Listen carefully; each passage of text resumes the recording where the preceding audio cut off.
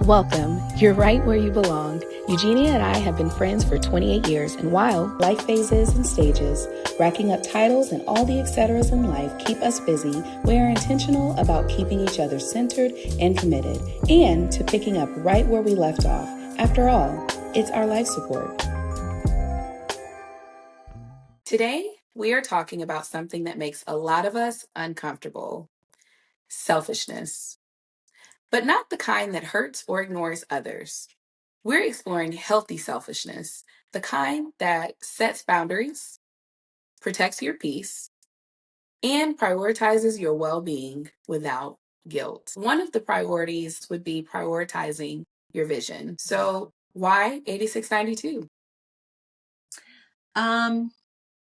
My sister and I came up with 8692 and its whole concept because number one, we are obsessed with the style, fashion, and just all around vibes of the 80s and 90s. It's like nostalgia for us and a lot of others in our age bracket. And most importantly, we also wanted to show women being confident in their own skin, just being different, being natural, and just living in today's day and age with so much what's the word, fakeness.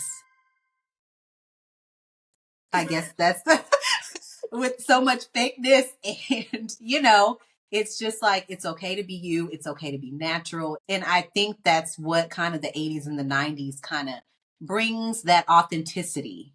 So I mean, yeah, that's how we came up with 8692 Boutique. What about you? Posh shindigs?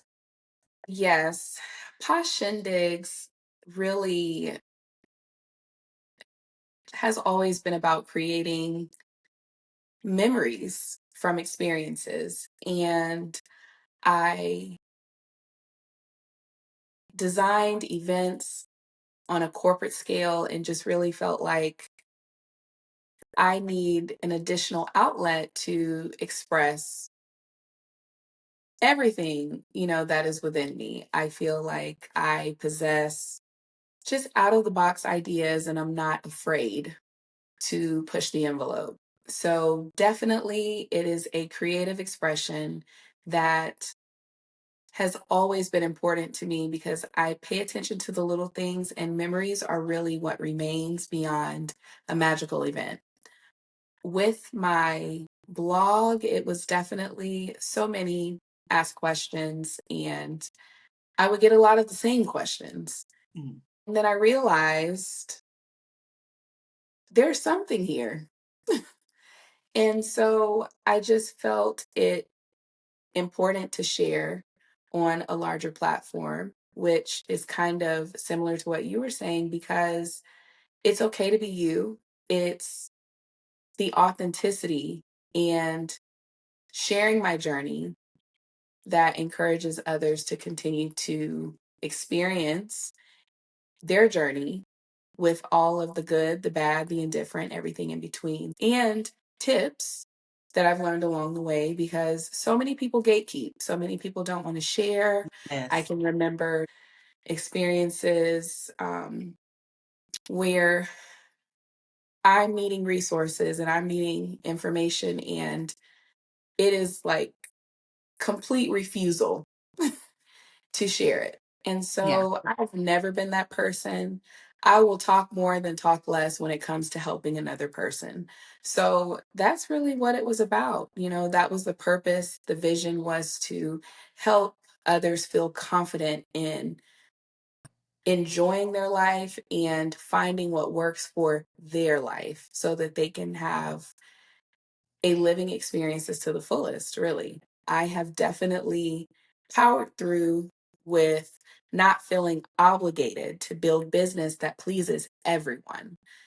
Staying true to my values and the goals that I am trying to achieve. In that, there is just a level of, I would say, new birth all the time because you're always trying to navigate what is true to you. Even with 8692, What Right. clothes really speak? What experiences am I giving clients with all of my inventory and everything that I am sharing with the world? Yeah. Beyond that, too, another thing that I have found that's super important, which many who try to abuse it boil it down to selfishness, but it is a healthy selfishness. Definitely found protecting my time and my energy has been vital in building business, sustaining my goals, and really staying true to my vision. Saying no to distractions and partnerships that don't really align with what I'm trying to do has been important. Time blocking, having shut-offs when it's not serving me to create and sustain energy that I'm going to need, to continue to be successful. Having digital boundaries. We spoke about that when we Yeah. were prior- prioritizing rest. Yes. But even when it comes to building your business, now social media is a big part of building business. And being able to shut out the noise is difficult, it's tough, but it's so important to sustaining and maintaining. Beyond that, protecting the time and energy also comes in where I'm choosing to rest. Right. So here are some healthy selfishness tips. Number one, get super clear on your why.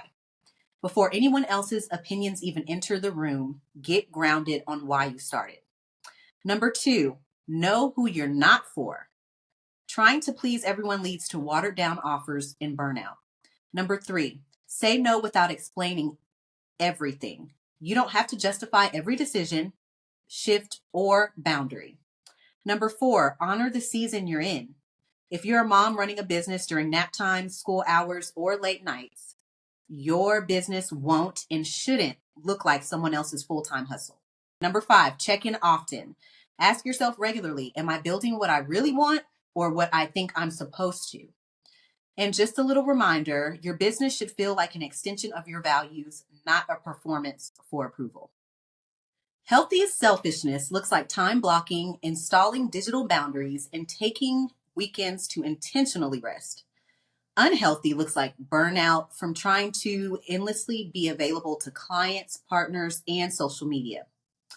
So, give one healthy and unhealthy practice that helps to protect your time and energy. I would definitely say making sure to work in strict time guidelines and contracts.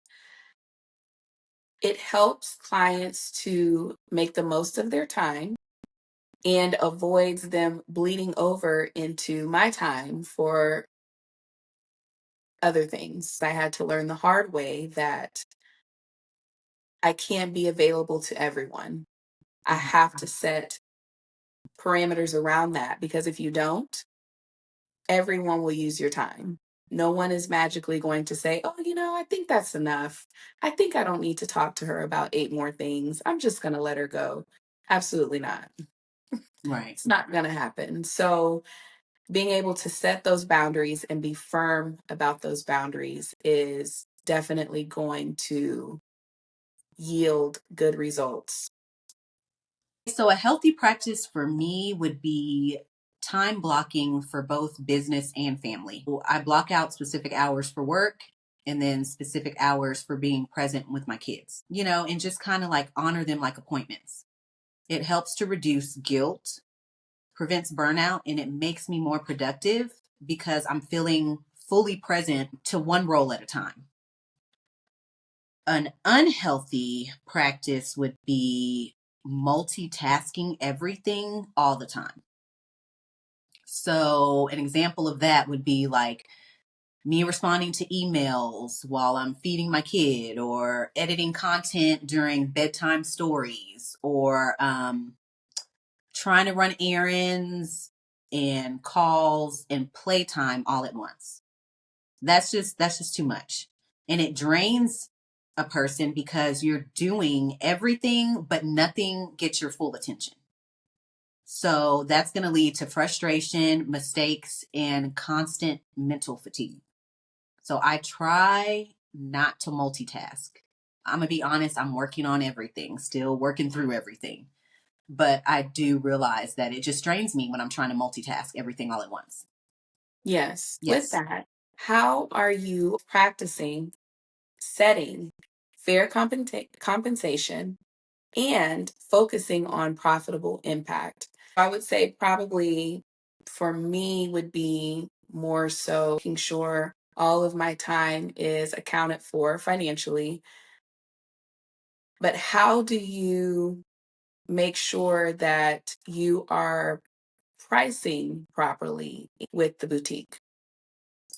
As far as pricing things, appropriately, we have to take into account the investments that we're making, right? And then we also take into account like who our target audience is, like who we're gearing towards. Are we gearing towards women who, make 200,000 or more a year, or are we gearing towards more of like the middle income woman? Setting fair compensation and focus on profitable impact, which is prioritizing sustainability, is not greed, but wisdom and beneficial to long term planning and growth. Another reason why healthy selfishness is important is because it alleviates toxic loyalty. Having to make tough decisions to leave behind clients, partners, and anyone who no longer aligns with your business is so vital to growth. There are so many ins and outs of gaining the respect for your business and its needs in order to grow while setting healthy separations from mom, wife, and boss. I definitely struggle with in house boundaries, but one thing that I have found is definitely creating work time, as you said, separate from mom time, and also making sure that my hours for handling business do not coincide with others. That way, I'm giving them undivided attention so that they can resume their activities and not interfere with mine when it is time for me to work. Right. Healthy selfishness is not about being self centered, it's about being self respecting. Your well being and clarity fuel your business. If you burn out, the business will too. Mm-hmm. We are in your corner, cheering you on as you make the necessary adjustments with success and profitability in mind. Yes. Whether time boundaries or simply motivation, let us know your biggest obstacle in organically building your business in the comments. Thanks for tuning in and meet us here next time. Bye. Bye. If this episode inspired you, we'd love to hear your biggest takeaway. Slide into our DMs on Instagram at @thelifesupport_. If you haven't yet, make sure to like and subscribe so you never miss a Power Hour pep talk. And leave a comment. It helps other mamas find us and transforms one mom's hustle into all of our community boosts.